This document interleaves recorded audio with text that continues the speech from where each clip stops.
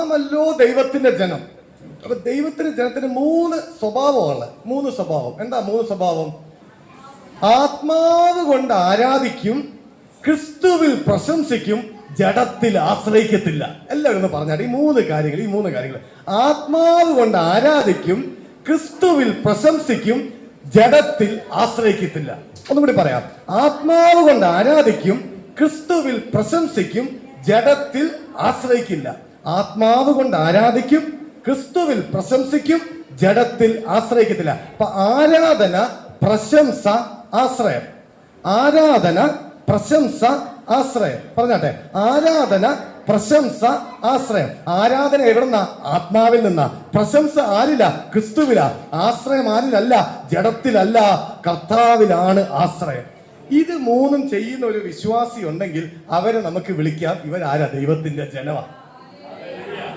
ദൈവത്തിന്റെ ജനമാ. അപ്പൊ ബുദ്ധി കൊണ്ട് ആരാധിക്കുന്നവർ എന്തല്ല? ബുദ്ധി നമ്മുടെ എന്റെ കഴിഞ്ഞകാല ജീവിതം എങ്ങനെയാ? ബുദ്ധി കൊണ്ട് ആരാധിക്കും, സ്വയത്തിൽ പ്രശംസിക്കും, ജഡത്തിൽ ആശ്രയിക്കും. ഹല്ലേലൂയ. അല്ലെ? നേരെ ഓപ്പോസിറ്റാ. നേരെ ഓപ്പോസിറ്റാ. ദൈവം ആഗ്രഹിക്കുന്നത് എന്താ? ആത്മാവിൽ ആരാധിക്കണം, ക്രിസ്തുവിൽ പ്രശംസിക്കണം, ജഡത്തിൽ ആശ്രയിക്കരുത്. ആത്മാവിൽ ആരാധിക്കണം. ആരാധനയും സത്യം പറഞ്ഞാൽ ആ ടേം ആത്മാവ് കൊണ്ട് ദൈവത്തെ സേവിക്കുക. ശരിക്കും അതിന്റെ ശരിയായ ട്രാൻസ്ലേഷൻ ആത്മാവ് കൊണ്ട് ദൈവത്തെ സേവിക്കുന്ന, ക്രിസ്തുവിൽ പ്രശംസിക്കുന്ന, ജഡത്തിൽ ആശ്രയിക്കാത്ത ജനമുണ്ടോ? ആ ജനമാ ദൈവത്തിന്റെ ജനം.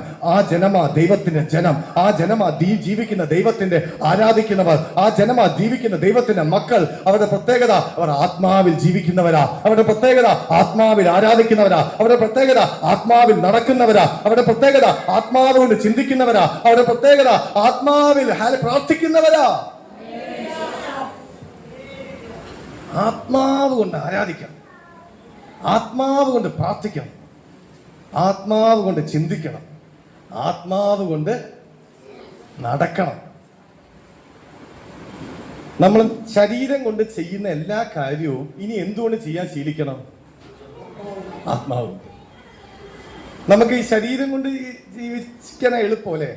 നടക്കുന്ന നമ്മൾ ആത്മാവ് കാലുകൊണ്ട് നടക്കും, ചെവി കൊണ്ട് കേൾക്കും, കണ്ണുകൊണ്ട് കാണും, ബുദ്ധി കൊണ്ട് ചിന്തിക്കും, കൈ കൊണ്ട് തൊട്ട് നോക്കും, ഭക്ഷണം കഴിക്കും, നാവായ കൊണ്ട് ഭക്ഷണം കഴിക്കും.